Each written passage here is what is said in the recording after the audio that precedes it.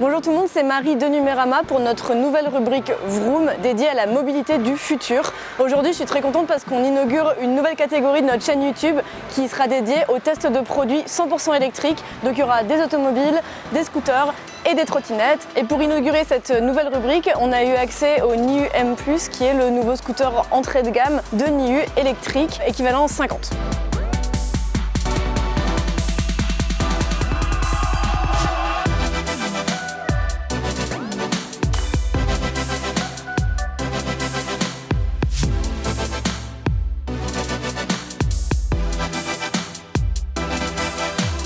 Alors il faut savoir que NIU c'est un peu le géant du scooter électrique. Il y a des centaines de milliers d'appareils qui sont dans le monde aujourd'hui. Ils réussissent à combiner praticité et un petit prix, ou en tout cas un prix correct, pour des objets qui permettent du transport urbain très facile. Alors d'abord on va parler de son design. C'est évident que le scooter NIU M+ est très petit. C'est vraiment quelque chose qui permet de se glisser partout entre les voitures, qui permet extrêmement facilement de se garer. Et je vous avoue que dans une ville comme Paris c'est vraiment très agréable. C'est d'autant plus facile que le scooter est super léger. Donc en fait on a une maniabilité qui est nickel, on est à 65 kg maximum, donc avec la batterie intégrée à l'intérieur.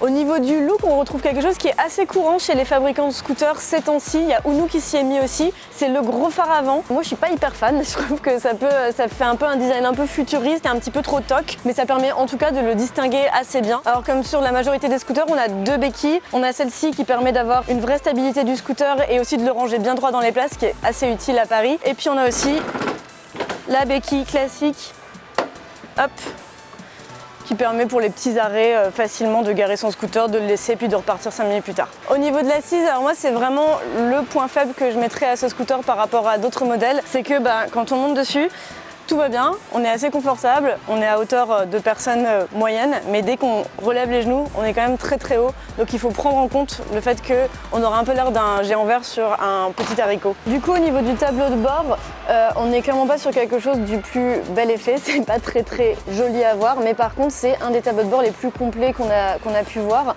notamment parce qu'on a à la fois le kilométrage, l'heure, on a la batterie, on a les deux modes qu'on peut changer comme ça, et on a le kilométrage. Franchement c'est un des tableaux de bord les plus instinctifs et les plus faciles à comprendre qu'on ait vu sur des scooters électriques.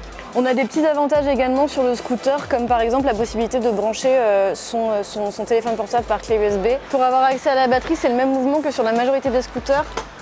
On fait juste un cran vers la gauche et ça ouvre complètement le coffre qui, comme vous pouvez le voir, est extrêmement petit. C'est pas du tout un endroit où vous allez pouvoir ranger des choses et c'est un peu là-dessus que attaquent aujourd'hui les concurrents de NIU, c'est-à-dire en donnant plus de place pour les urbains qui ont envie de voyager avec leur petit sac. En revanche, le coffre a l'avantage de pouvoir contenir le chargeur sans souci et la batterie qui est facilement amovible avec un branchement facile. On la prend, on la sort. Par rapport à ce qui se fait sur le marché, le chargeur est relativement silencieux. C'est pas très agréable de l'avoir dans son salon pendant 8 heures pour recharger la batterie, mais c'est pas non plus des gros moteurs, sachant qu'on vous conseillera toujours d'avoir un chargeur quand même qui fait du bruit parce que ça veut dire qu'il ventile et qu'il y a moins de risque de chauffage. Et pour ce modèle et ce type d'autonomie, c'est une batterie qui est quand même assez lourde. En réalité, on nous a dit que l'autonomie serait de 100 km. Dans les faits, on est plutôt sur du 60-80 km maximum en fonction des usages. On est sur une des interfaces les plus faciles à utiliser au niveau de la batterie. Les branchements, c'est très compliqué sur certains scooters qui rendent vraiment pas la tâche facile. Lui, il a vraiment l'avantage d'être extrêmement instinctif. Au niveau de la conduite, le scooter est vraiment très facile à prendre en main, c'est-à-dire qu'on a la fonction allumage et on a deux modes de fonctionnement. Le premier permet d'aller jusqu'à 18 km/h, donc c'est très lent, et aussi le couple, c'est-à-dire la capacité d'accélération, est vraiment faible. Donc on a généralement ce mode-là pour réaliser des créneaux dans les endroits les plus compliqués. Le mode 2, il permet d'aller jusqu'à 45 km/h officiellement. Nous, on a réussi à le pousser jusqu'à 50 à peu près. Ça permet aussi surtout d'accélérer et de tracer tout le monde au feu, ce qui est quand même vraiment agréable. Alors, NIU a quand même vraiment réglé son problème d'avant qui était l'accélération était vraiment très brusque. Maintenant, on a sur un scooter qui est adapté à la conduite de monsieur et madame tout le monde. Ça va assez vite, mais pas trop vite. Personnellement, je ne conduis quasiment qu'en mode 2, c'est-à-dire le mode le plus rapide, parce que le mode 1, je le trouve beaucoup beaucoup trop lent. Il est vraiment pour des situations d'extrême lenteur. Alors le petit plus du N+, c'est qu'il a un régulateur de vitesse qui permet de fixer une vitesse précise et de lâcher la poignée d'accélération. C'est quelque chose qui séduit une partie de la population. Pour une conduite en ville, moi je le déconseillerais.